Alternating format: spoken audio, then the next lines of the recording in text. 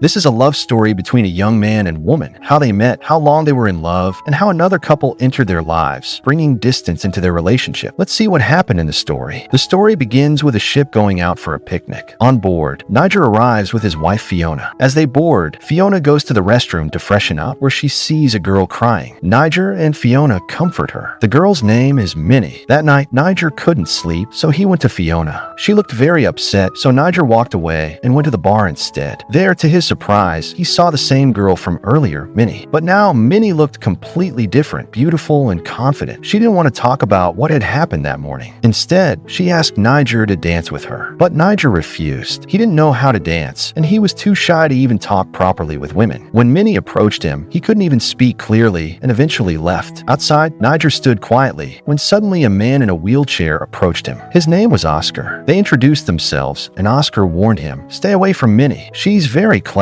She's my wife, and she's the reason I'm in this condition." He had seen Niger talking to Minnie in the bar. Niger couldn't understand why Oscar was speaking so harshly about Minnie. Curious, he followed Oscar to his room, where Oscar began to explain his story. Oscar was once in Paris, traveling on a bus. On that bus, he noticed a beautiful young woman, Minnie. When the conductor came to check tickets, Minnie didn't have one and panicked. To save her, Oscar quickly handed her his ticket and himself got fined for traveling without one. He was thrown off the bus. But before leaving, when Oscar looked back, he saw Minnie staring at him with affectionate eyes. He couldn't forget her. From that day, he never saw her again, though he kept thinking about her. He moved to Paris to pursue his dream of becoming a writer, but Minnie's memories kept haunting him. Every day, he rode the same bus hoping to see her again, but she never showed up. Then one day, when Oscar went on a date with his girlfriend at a restaurant, he was shocked to see Minnie working there as a waitress. Minnie recognized him too. Oscar was overjoyed. It had been so long since he'd seen her. That night, he asked her out on a date, and Minnie agreed. The next evening, they met. They wandered the streets of Paris, laughing and enjoying themselves all night. By morning, Oscar said, "I've been searching for you everywhere. Did you ever believe we'd meet again?" Minnie smiled and replied, "Yes, I was waiting for you too." Then she pulled out the old bus ticket he had once given her. A little while later, Oscar took Minnie to his apartment. He made breakfast for her, and they sat together, talking and laughing. He lit a candle for her, and soon they fell in love. For the next 3 days, Minnie and Oscar stayed together all the time. They went out on dates every day, enjoying themselves. That's all they did. After listening to Oscar's story, Niger began to wonder why Oscar was even telling him all this. Feeling uneasy, Niger excused himself and returned to his room. The next morning, Niger shared Oscar's love story with his wife Fiona, and she burst out laughing. Later, when Niger and Fiona were sitting down for lunch, Oscar arrived with his wife Minnie. Oscar asked if they could all have lunch together. Minnie didn't like this idea, so she went off to eat at another table. Meanwhile, as Oscar sat with Niger and Fiona, he began flirting with Fiona, praising her beauty and charm. Fiona blushed, flattered by his compliments. Then Oscar said he wanted to talk to Niger alone for an hour, if Fiona didn't mind. She agreed, and once again Oscar began telling his story. He said, "Minnie and I spent wonderful times together. We used to play games just for fun. She loved everything I wrote. One day, we went to a bar, and one of Minnie's friends was there too. I started talking to her friend, but Minnie thought I was flirting. To make me jealous, she began dancing with another man. When I saw her in another man's arms, I became furious and stormed out, returning home alone. Later, when Minnie came home, she explained, "I only danced with him because I was upset when you talked with my friend. Though I was still angry, she managed to calm me down, and we spent that night happily together." Niger was listening carefully when suddenly Minnie walked into the room. Niger had to stop listening to the story and return to his own room. There, Fiona confronted him, asking, "When you were listening to Oscar's story, was Minnie also there?" She asked because she was starting to feel that her husband, Niger, might also be becoming attracted to Oscar's wife, Minnie. The next day, when Oscar was alone, Minnie approached Niger. She told him, "Not everything Oscar says is true. He's been telling you many lies. I want to speak with you privately. Come to my room tonight, and I'll tell you my side of the story." Niger was puzzled about what Minnie really wanted to reveal. Still, that night he went to her room. On the bed, someone was already lying down. He assumed it was Minnie, but it was actually Oscar. Niger turned to leave, but Oscar stopped him and said, "Minnie wants you to hear the rest of our unfinished story so that you'll understand she can trust you." Niger asked, "Why are you doing all this for your wife?" Oscar replied, "Because I can't make Minnie happy by sharing my story with you. I'm trying to lighten the burden on my heart." Oscar was startled by his own confession, but Niger still wanted to hear everything. So Oscar continued, "In the beginning, I was deeply attracted to Minnie. Her charm and gestures fascinated me, but now I'm not anymore. One day, I went with Minnie to meet a publisher. But while serving drinks, I accidentally spilled mine on the publisher. Because of that, the meeting ended right there. All this happened because of Minnie, and I was a little annoyed. When we got home, I told Minnie, as it is, my chances of getting published are low. But Minnie said, that publisher wasn't even speaking to you properly. That's why it happened. I replied, you shouldn't have done that. Hearing this, Minnie got upset. She began packing her clothes, ready to leave. She thought I would stop her, but I didn't. In the end, Minnie came to me and said, I love you so much. I don't want to leave in this way.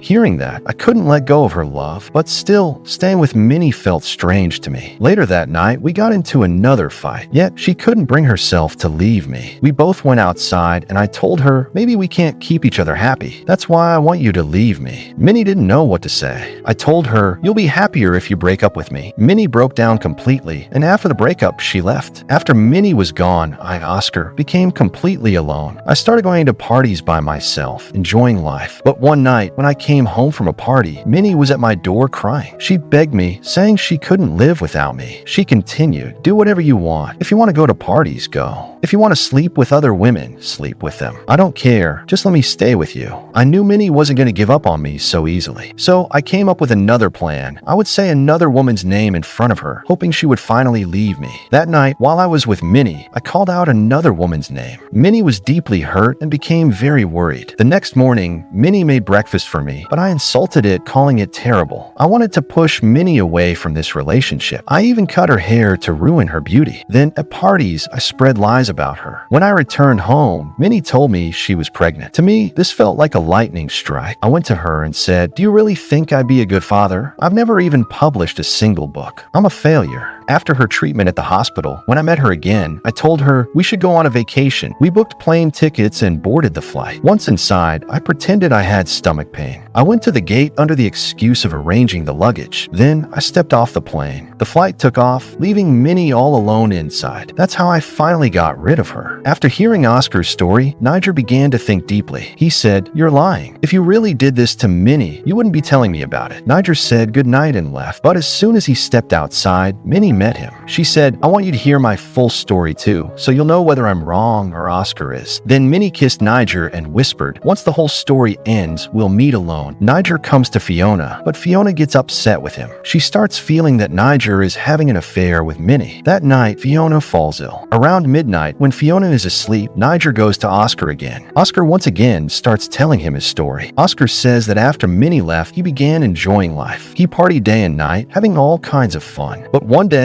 after drinking too much, he was heading home and got into an accident. His leg was injured, and he was taken to the hospital. To his surprise, Minnie came to see him there. Oscar was shocked to see her and asked how she came. Minnie told him that after he abandoned her, she had started working at a hotel. That very day, she had come to visit the city, and when she heard about his accident, she rushed over to see him. Oscar had done so much for Minnie, but she was still angry about the past. As she was leaving, Oscar accidentally fell off the bed. Already injured, he pleaded with Minnie to take him home. Minnie, out of pity, took him with her and began loving him in her own way. But she treated him more like a toy. Whenever she felt like it, she showed him affection, and she fed him the same food over and over, day and night. Oscar grew extremely tired of this. On Oscar's birthday, Minnie gave him a gun as a gift. Oscar didn't understand why she had given it to him. The next day, Minnie took him to a park. There, Oscar apologized to her. He admitted he had never loved her and said maybe that's why he was in such a miserable state now. He told her she could still have a happy life by becoming a mother again. But Minnie replied that she could never be a mother again. She wanted to live only like this with him. Oscar deeply regretted everything and apologized. Minnie told him not to worry, that she was taking care of him. But in reality, she was staying with him to teach him a lesson for what he had done to her. One day, Minnie even brought another man into her house and openly romanced him right in front of Oscar. Poor Oscar could only watch helplessly. Still, he said nothing. Apart from Minnie, there was no one else to care for him. Eventually, Oscar even married her. Oscar then confessed to Niger that he was afraid that if he failed to keep Minnie happy, she would leave him. That's why he was looking for another man for her. Niger was completely shocked after hearing this entire story. He walked out lost in thought. Meanwhile, that night, a party was happening inside the ship. Everyone was dancing at the party. Late at night, Niger and Minnie met at the party. They danced together, then kissed. But soon after, Minnie pulled away, saying, "Your wife is watching me." The truth was, Oscar had sent a drink to to Fiona, hoping she would accept his love. When Niger saw Fiona with Oscar, he realized Fiona was indeed watching him and Minnie. Everyone else was dancing, but Niger went over to apologize to Fiona. She refused to listen and went off to dance instead. Watching all this, Oscar laughed loudly. Oscar, in some way, had started to like Fiona, and Fiona too had become attracted to him. One night, they were together. Meanwhile, Niger couldn't find his wife, so he searched everywhere until he reached Oscar's cabin. There, he saw Fiona with Oscar, and he burst out in anger. He was about to lash out when Oscar stopped him and said, "This is all because of Minnie. I can't carry the weight of my mistakes any longer." Oscar broke down in tears. Instead of blaming Minnie, he admitted that his life had already been ruined. He confessed that he no longer wanted anyone's support and preferred to live alone. Fiona, frightened by everything, went to Niger crying and begged for forgiveness. Niger calmed down, acknowledged his own mistakes, and forgave her. The two apologized to one another and held hands. In the end, both Minnie and Oscar drifted apart from life, each weighed down by their own mistakes. The story closes with a bitter truth, yet also with the hope of a new beginning.